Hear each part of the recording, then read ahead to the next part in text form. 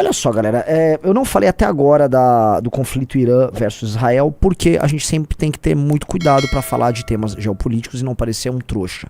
Quando eu acompanhei, tá, o que aconteceu no dia 7 lá, foi 7 de outubro ou 7 de setembro? 7 de outubro de 2023, aí o conflito Israel contra o Hamas, os vários momentos de virada de opinião pública. Hoje dá pra cravar que a opinião pública geral no mundo tá bastante anti-Israel sobre o que vem acontecendo, e agora isso aí escalando para um conflito Irã versus Israel. Ao mesmo tempo, a conversa que isso tem com o conflito Rússia versus Ucrânia, o papel dos Estados Unidos nessas duas coisas. Vamos lembrar que no começo do mandato do Trump, o Trump estava humilhando o presidente da Ucrânia, o Volodymyr Zelensky, e propondo um acordo que interessava mais aos Estados Unidos do que a qualquer um. Depois esse acordo não fecha, a guerra continua, o Putin começa a ter reveses. Ou seja, a análise de momento, tá, da geopolítica, que não parta para tomada de posições baseadas em por vezes um moralismo meio tolo. A gente pode tentar pegar padrões, tá, e tentar pensar, ok, a estratégia está sendo assim, assim, assado, o que eles vêm fazendo é assim, assim, assado, mas eu não quero cair num moralismo descabido, eu não quero cair na torcida tola, e eu não vou cair em nenhuma dessas coisas, tá? Por mais que eu acho que, por exemplo, Israel tem o direito de se defender e tem que exercer o direito de defesa dele contra o Hamas e contra grupos terroristas que jogam um jogo que não é um jogo possível, eu não vou ficar aqui puxando o saco do Estado de Israel. Tampouco eu me afilio a certos protestantes que tem no Brasil que acham que o país Israel é o reino de Israel, do rei Davi, e aí ficam com certas infantilidades humilhantes. Eu acho que é uma humilhação o papel que certos protestantes se prestam e que papel de certa direita se presta, porque não enxergam o Israel pelo que Israel é, que é uma nação independente que trabalha fortemente para se proteger dos seus vizinhos e garantir o seu direito de subsistência. E ela fará por meio da força, acima de tudo. Tá? E será assim que essa nação vai sobreviver, porque não existe outro meio para Israel sobreviver. E não por conta de idealizações tolas que a direita faz. Tá? E se for para esse campo da idealização tola, não me incluam nisso, porque eu não vou fazer parte dessa turma. Eu não me afilio a isso, tá? Eu torço por Israel, e acho que Israel tem um direito de defesa. Agora a gente tem que analisar essas coisas no macro, tá? E também não vou me afiliar às pessoas que estão torcendo para o Irã ser soterrado, tá? Quando eu vejo pessoas torcendo para o Irã se ferrar, eu fico puto. Eu fico puto porque os persas são uma civilização mais antiga e mais séria do que os israelenses. Sim, os persas foram um dos grandes impérios da história da humanidade, antiquíssimo. Ciro o Grande, inclusive, foi o libertador do povo judeu que estava cativo na Babilônia, pra gente entender, né, a história desses caras, e o papel criador, né, e o papel governante de liderança que o povo persa teve ao longo da história é único. E torcer para que uma civilização como a civilização deles seja varrida, desapareça, é ridículo, e eu não vou me afiliar a uma coisa dessas, mas jamais, jamais. É que nem falar que a China tem que desaparecer do mapa, que os japoneses têm que desaparecer do mapa, que Roma tem que desaparecer do mapa, que a Índia tem que desaparecer do mapa. São civilizações milenares. A história desses povos se confunde com a história própria da humanidade, tá? E eu vejo muita coisa, muita incompreensão nas redes sociais, eu vejo muita besteira nas redes sociais, e eu vou começar aqui falando coisa que talvez o professor Ricardo vai ficar bravo comigo, mas eu vou dizer, porque, enfim, é o que eu creio. O Irã, ele tá sob uma dominação islâmica de muito tempo, que sempre sufocou a cultura deles. E eles, desde a chegada dos primeiros califados, desde a tomada deles, eles passaram por um processo de negação da própria cultura, tentaram fazer um apagamento da própria língua, houve um apagamento religioso, depois houve violentíssimas invasões túrquicas lá. Assim, é um povo que sofreu muito na mão de outros povos. E a última vez que isso aconteceu foi nessa Revolução Islâmica. A gente não pode se esquecer que essa Revolução Islâmica, ela deu nos anos 80 com o Ayatollah Khomeini e outras lideranças deles querendo destruir as ruínas de Persépolis, porque eles consideravam que o passado ariano, iraniano, né, deles, era um passado que deveria ser apagado, porque só tinham que falar em Islã. Eu tô falando disso, eu tô falando de uma revolução islâmica que estava, vamos dizer, terminando por ter tratores sendo levados para Persépolis, para destruir Persépolis. E aí, né, uma pressão, né, e um regime que é opressivo, pode não ser tão opressivo quanto as pessoas falam, mas é opressivo. Um regime opressivo, desculpa a redundância, oprime os mais criativos e capazes dos povos daquela região, que são eles. O povo mais capaz ali daquela região, talvez o único povo capaz de produzir intelectualmente, como os israelenses ali naquela região. Talvez a gente possa incluir ali os turcos, tá? Sempre foram um dos grandes povos da história da humanidade, sempre tiveram uma noção de nobreza, sempre foram, em termos de inteligência, em termos de arquitetura, em termos de arte, em termos de guerra, em termos de administração, um dos povos mais avançados da humanidade. É um entreposto, né? Entreposto, não, desculpa, é um enclave. Eles não são exatamente enclave, mas é um lugar que o mundo se cruza, né? Se a gente pudesse falar onde está meio que o umbigo do mundo, se vocês olharem direitinho o mapa do mundo, onde estão as civilizações ali na Eurásia, e a própria conexão através do Oriente Médio você vai ter com o norte da África, o Irã está numa posição única, né? O famoso platô iraniano. Então eles são um povo muito especial, numa terra muito especial, que possui influência sobre a nossa vida e o nosso modo de ser mesmo aqui, tá? Os povos indo-iranianos têm muitas ramificações. Eu posso dar um exemplo, tá? Os alanos, que é o tema alano é uma corruptela de ariano. Os alanos, eles eram um dos grandes povos bárbaros, se mesclaram aos germânicos, cruzaram a Europa, foram parar inclusive na Península Ibérica, tá? Há um tiquinho de sangue alano em quase todos nós aqui no Brasil, tá? Eles foram grandes homens a espalhar a ideia de cavalaria, porque esses caras, a grande cavalaria pesada é uma invenção dos povos indo-iranianos em certa medida, tá? Então os indo-iranianos são meio que pais, vamos dizer, dessa noção de cavalaria. Outros povos indo-iranianos, os citas, os sármatas, são povos, vamos dizer, brabíssimos da antiguidade, povos dos mais incríveis, povos dos mais capazes. Dizem que o nome Catalunha, tá? Checa aí no Google, Riso. Vem de Gotalânia, né? Que é uma mistura de godos com alanos. Aqui ó, Gotalanda, o terra dos godos, mas é que já falaram de Gota-Alânia. O Riso tá botando aí, ó. Isso aqui, ó. Existem também outras versões, como a de que o nome pode vir da mistura de godos com alanos. O termo Catalunha é usado pra... Entendeu? A interferência deles nas religiões antigas, a ideia dos magos, né? Os magi que vêm ali desse mundo, ela é muito, muito, muito poderosa. E qualquer tentativa que rolar de reduzir o povo iraniano a uma caricatura, não vai rolar. Eu vejo com bons olhos a guerra no sentido de que ela pode precipitar o fim de um regime que não é popular, e há muito tempo não é popular, e que serve, infelizmente, para manter um desses povos incríveis da história da humanidade atrás dos seus pares. Porque o lance é o seguinte, o Irã, e eu não tô falando assim, viva as mulheres de mini saia. Eu acho aquele papo que a direita fica fazendo, que é um papo chola. Tipo, não, nossa, bom era o Irã com as suas mulheres de mini saia. Qual é a pira que vocês têm de colocar suas mulheres de mini saia? É um caquismo cultural? Ou tipo, não tem parada gay em Teherã? Foda-se, né? Parada gay é um símbolo de uma grande evolução civilizacional? Não é sobre isso, no entanto, nessa. Eu acho que o sistema, né, opressivo da Revolução Islâmica impede o Irã de ser uma gigantesca potência, como ele deveria ser. Tem uma população grande, uma população de alta qualidade, tá?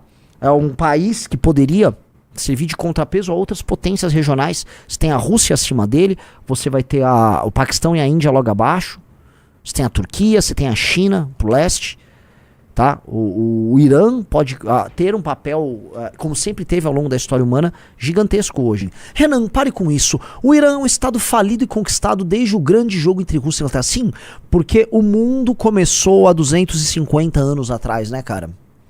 O mundo começou há 200 anos atrás. O Irã, meu amigo, o Irã é potência. É potência lá desde 500 a.C. Quando juntaram aquelas tribos de homens nômades, fazedores de guerra a cavalo, e essas tribos enfrentaram os medos, que era um povo um pouco mais a noroeste ali deles, e essas tribos unificaram os povos ali, e aí invadiram a Babilônia.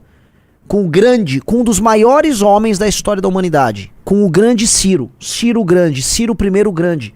Aquele que Alexandre via como o maior. Aquele que o Alexandre via como o maior. O Ciro, porque as pessoas ficam nessa, eu vejo na direita umas coisas que me dá né, urticária, como se os iranianos fossem um bando de toscos bárbaros e os israelenses muito superiores. Nunca foi assim. Os israelenses foram libertos pelos persas. Foram libertos, só pode voltar ali, porque eram escravos lá na Babilônia. E seriam escravos lá, iam ficar escravo na Babilônia. Ciro Grande libertou eles. O Ciro invadiu os povos da Anatólia, foi ali pra Armênia, construiu o Império Persa, e aí depois os seus descendentes, não os descendentes diretos dele, mas outros reis persas, construíram o império mais poderoso do mundo à época, que foi cair justamente na mão do Alexandre, né, e sofreu demais para enfrentar os gregos, mas dominaram até o Egito, que era outro grande império da antiguidade, tá? Então a gente tá falando de um horizonte milenar. Aí os caras, não, porque 200... O que é 200 anos pra eles? É igual a China. Não, a China ficou muito mal do século XIX pra cá. Sim, bota 2000 anos atrás, a China era a China. A gente tá falando de outra coisa, velho. E o ponto é o seguinte, cara. A gente não pode diminuir esse povo, que é um povo que está num regime muito ruim. E que se essa guerra, e nesse ponto eu torço muito por Israel, se essa guerra tiver como consequência, que eu acho que não terá, eu não tô me afiliando a nenhuma sensação mais otimista, mas se essa guerra redundasse numa libertação do regime para algo diferente, eu não tô falando aqui em agora as iranianas vão ficar de mini saia e vai ter parada gay, eu acho que seria uma derrota para eles se tornar, vamos dizer, uma cópia mal feita de um país do Ocidente. Tá? Um país culturalmente decadente do Ocidente, que é o que o Ocidente virou. Que viria outra coisa, viria um país islâmico com tradições, mas com um regime diferente. E que saia dos embargos, cresça economicamente, militarmente também, e seja um bom entreposto. Seria maravilhoso. Seria definitivamente maravilhoso. É uma das grandes civilizações, é uma das grandes culturas humanas num regime que reprime sua potencialidade. E é verdade que reprime sua potencialidade, sim. O cara botou, o nome do país é Irã recente, antes o nome deles era Pérsia, vi de mapas da Segunda Guerra Mundial. Na verdade não, cara, isso é uma besteira. Os iranianos, eles se definem como arianos ou iranianos desde sempre. Aquela terra é a terra, chama Ária. Etnicamente eles são arianos, como os outros povos ali daquela região. E eles veem aquilo como uma terra ariana. Não entrem em assuntos, vamos dizer, em que esse tema é tabu, o do homem do bigodinho, que eu não vou citar o nome dele aqui, né? Mas não é, eles eram, é o nome correto e tem problema tanto que eles adotaram o uso e é um uso preciso. Até porque os persas, vamos entender uma coisa, os persas são uma das muitas tribos arianas que tem lá. E Irã é apenas uma construção derivada de área, de ariano. Um iraniano é um ariano na prática. É basicamente isso, né? Os persas, eles são uma das tribos. Foram por muito tempo a principal tribo, mas nem sempre. Houve um período, por exemplo, logo após o Império Seleucida, o reinado dos Seleucidas, ali que foram Seleucas, deve ser um... É que eu, enfim, inglês, eu vejo só material em inglês, Seleucas. É o império que basicamente cresceu da Babilônia para a região do Irã e, enfim, se estabeleceu ali um império helênico, né? Eles caíram na mão dos partas. Os partas eram um povo mais a leste, de cavaleiros um pouco mais tradicionais, grandes homens da guerra, cavaleiros montados especialmente, e os partas estabeleceram um novo império. Eram os partas a enfrentar os romanos. Foram os partas que impuseram uma derrota humilhante ao Crasso, né, um dos 3 do triunvirato junto com Pompeu e com César, tá? Os partas, olha que isso é a história do Irã, é isso? Esse aqui é um site que eu achei esses dias que você vai movendo a timeline aqui, ó, ele vai atualizando. Olha que legal, então volta aí, olha que legal, volta aí. Vamos voltar para 600. 600 de Cristo. Aqui. Então, ó, como você pode ver ali, ó, em 600 a.C. você tinha os medos, né, que, enfim, era uma das tribos principais ali dos arianos, né, dos iranianos, um povo indo-iraniano, e eles dominavam ali na região os persas, né, ou Fars, como alguns falam, eles eram um povo menor ali, né, aí vai indo com o tempo, ó, vai avançando, de repente, né, os medos, eles têm uma guerra Você tem um problema deles com os babilônios. E aí, o que vira Aquemênida é a dinastia Aquemênida, que vem em pouco tempo, esse amarelão, né, Rizzo? Volta um pouquinho, volta. Olha em pouco tempo, ó. Vem o Ciro Grande, ele toma todo o território dos Medos, vai, invade a Lídia, toma a Babilônia, e aí vai indo. Olha só, vão tomando o Ocidente próprio, toma a Judéia, invade o Egito. Olha o tamanho que os caras ficam. E aí eles não conseguem conquistar a Grécia, né? E aí vem todo aquele drama, né? A vitória que os gregos tiveram. Aí eles são sucedidos, veja só. Tem um pequeno período do Império do Alexandre, que tá azulzinho, né? Macedônia, tal, vai lá. E aí é Seleucidas, esse amarelo que tá aí, são os Seleucidas que duraram um tempinho legal. E eles são sucedidos ali pelos Partas, ó. Parta, aquele roxinho que surge, tá? Os Partas vão crescendo, vão tomando os Seleucidas, tomou tudo dos Seleucidas. E aí os Partas vão ficar brigando lá com os romanos, pode indo, até aparecerem os Sassânidas, tá? Que aí é uma revolução persa sassânida que se constrói, ó, tá indo os Partas, aí pum, virou os Sassânidas.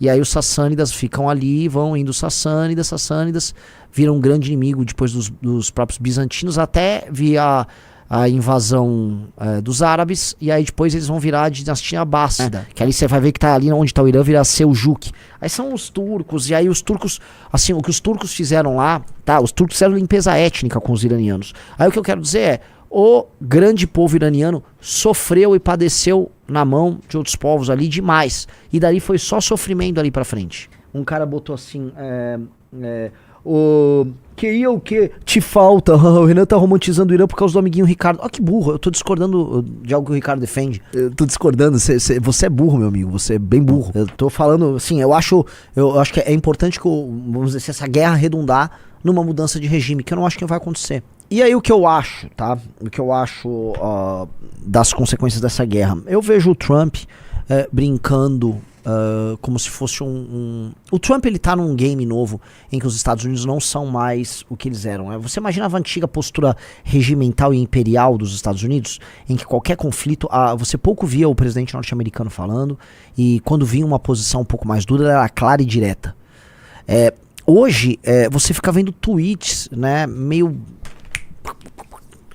aqui e ali pintando tweets soltos, à torto e à direito, vindo do presidente americano, como se ele estivesse usando as redes sociais para ficar passando uma bravata aqui, depois uma ameaça ali. Agora ele avisa, evacua em Teherã, aí faz isso, faz aquilo. É um novo mundo, tá? Não deixa de ser esquisito isso para todos nós, que o mundo que a gente tá vivendo, ele tá cada vez mais inseguro. E a gente está normalizando. A gente está normalizando que existe uma guerra envolvendo Israel e o Hamas, que existe uma guerra com proxy que envolvia Hezbollah, Irã. Existia ali os Russi ali com os Houthi, não sei como é que se fala, ali com o Irã, toda aquela briga ali no Golfo Pérsico, aliás, uma região, né, cheia das tretas. E agora um conflito aberto envolvendo Irã e Israel, enquanto a guerra Rússia e Ucrânia continua. Você tem conflitos que podem estar acontecendo na Geórgia. Você tem a tão aguardada treta envolvendo China e Taiwan. E Índia e Paquistão. Índia e Paquistão, verdade. Tivemos Índia e Paquistão agora. Então, se vocês olharem direitinho, o pau tá comendo, o pau tá começando a torar. E, assim, vamos botar aqui, Índia tem bomba atômica, Paquistão tem bomba atômica, Israel tem bomba atômica, Rússia tem bomba atômica. Tá rolando, meus amigos. Não é que tá rolando uma segunda guerra, uma terceira guerra mundial. Mas, assim, a temperatura do mundo vem esquentando. E a postura norte-americana vem ficando diferente. De um lado é a fraqueza do Biden, com o discurso que já estava morto, e agora o clown do Trump, que fica se comportando de uma maneira meio boba. Eu não sei identificar até o momento, tá? Se essa política externa do Trump só tá sendo errática e meio boba. Na questão Rússia e Ucrânia me pareceu errática e boba, que ele tava com uma postura até certo ponto e depois não conseguiu acordo nenhum. E aí a Ucrânia seguiu o jogo dela, inverteu inclusive agora ele mesmo, os Estados Unidos mesmo tem que, né, continuar sustentando o esforço de guerra ucraniano. Então eu olho e vejo aqui, né, eu não sei exatamente o acerto, mas os fãs do Trump sempre estão com muita certeza de que ele tá mandando bem, que aí tem uma grande estratégia. O Orlando é um entusiasta do Trump em grande medida, então eu fico olhando, né, fico olhando porque eu né? Eu não consigo afirmar categoricamente e também não vou adotar a postura de falar, eu tô torcendo pro Trump aqui, ou o Trump ele tratou muito mal o Zelensky naquela reunião, então eu não gosto do Trump. Eu não posso fazer isso. Não cabe eu ficar aqui torcendo, eu acho que o cara é bonzinho, outro é malzinho. Isso no fundo é propaganda. Posso falar? Postura de um estadista sua, viu? De um candidato a presidente real. Muito obrigado, né? Não vou ficar torcendo aqui pros outros caras que eu vou ter que negociar lá na frente, né? Porque assim, agora entra uma coisa assim pra gente falar de Brasil, né? Quem disse que esse calor não vai chegar aqui em algum momento? Opa! A América Latina, tá? Tirando o narcotráfico, ela é abençoada por ser um local meio que ninguém dá bola. É uma fonte de recursos naturais para as potências, tanto que foi fonte de recurso natural para a Europa e Estados Unidos. É a fonte de droga para os Estados Unidos até hoje.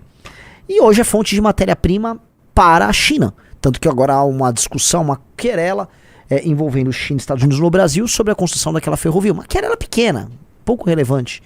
Tá? Mas assim, a América Latina não está no centro do debate ainda, mas ela pode entrar no centro do debate dependendo do interesse chinês e da ambição chinesa aqui.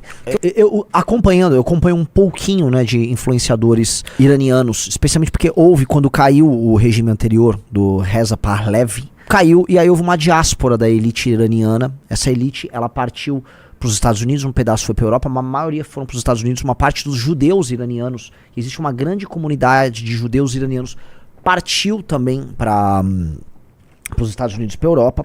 Na Europa, nos Estados Unidos, eles são uma das comunidades mais ricas que tem. Tá? Os judeus iranianos ganhram muito dinheiro, porque existe essa questão que os Estados Unidos recebem as melhores diásporas. Então, existe nos Estados Unidos, inclusive, e eu vou usar isso para falar de futebol depois, existe uma impressão que indianos são muito inteligentes. Existe, né? Eu não quero colocar um viés, mas perante as pessoas hoje, se perguntam para um norte-americano hoje, a imagem de uma pessoa inteligente, várias vezes vão pintar a imagem de um indiano, né? Indianos sendo compreendidos como muito inteligentes. Você vai assistir o Big Bang Theory, não tinha era o Raj, né? Era o Raj. Você vê o presidente do Google, que é um indiano, vários presidentes de grandes empresas e tal. O Dexter falou, gênios, olha o IT. Vamos lá.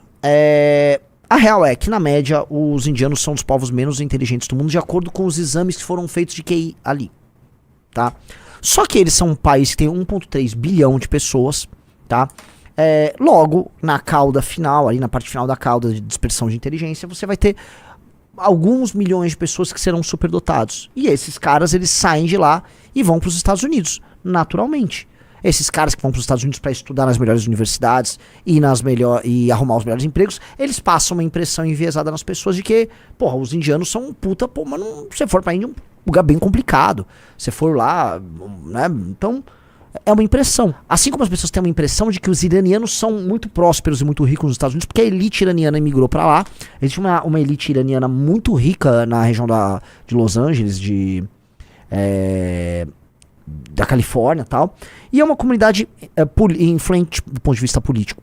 E eu acompanho alguns influenciadores deles, e esses caras, tudo que eles torcem é pra cair o regime da Revolução Islâmica que teve lá. É a maior torcida que os caras têm. Muitas pesquisas mostram a insatisfação da população que mora no Irã com isso, e uma coisa que os iranianos vêm fazendo para demonstrar insatisfação com o regime e uma busca por algo que pega no seu passado, é remeter para a origem aquemênida deles. Então, existe todo um revival do Império Aquemênida. Caras colocam adesivos do carro deles, por exemplo, do Ciro Grande. Então, tem um revival persa rolando há coisa de uns 15, 20 anos, né? Mais assim, 10, 15 anos, para ser mais preciso, do Império Persa, junto aos iranianos, que é uma forma até de protesto deles e de resgate da própria identidade histórica. A gente tá falando de um resgate de uma identidade histórica, meus amigos, de 2.500 anos. Tô falando, é coisa nesse nível, 2.500 anos, tá? Eles voltam 2.500 anos no tempo para fazer esse resgate histórico. E a gente tem que olhar para isso, tá? E entender que um império como eles, uma grande nação de grandes inventores, de grandes filósofos, de grandes pensadores, uma das grandes nações do mundo, tem que ocupar um papel de protagonismo. Então, eu não vou olhar esse conflito por nenhuma questão meramente conjuntural. eu gostaria de ver o Irã de volta ao grande palco, como uma nação importante agregando ao mundo. Não acho que eles estão nessa posição hoje. E acho que não tem como ficar. Tá? E aí, estranhamente, né, a nêmesis do regime deles, que é Israel, pode ter um papel libertador pro bem ou pro mal. Porque, lógico, eu nem digo que, vamos dizer, o Bibi tá interessado num retorno. Não, né? Ele até falou isso no discurso, né? Se vocês pegarem uns tweets do Bibi, ele tá falando, não, ó, o vínculo do povo judeu com os persas vem desde o Ciro Grande, tal, que libertou os judeus, verdade, tá? Então o Bibi, ele falou isso quase como um chamado, né? Uma convocação do povo iraniano a se sublevar contra o regime, mas até agora nada disso aconteceu. E me parece que não irá acontecer.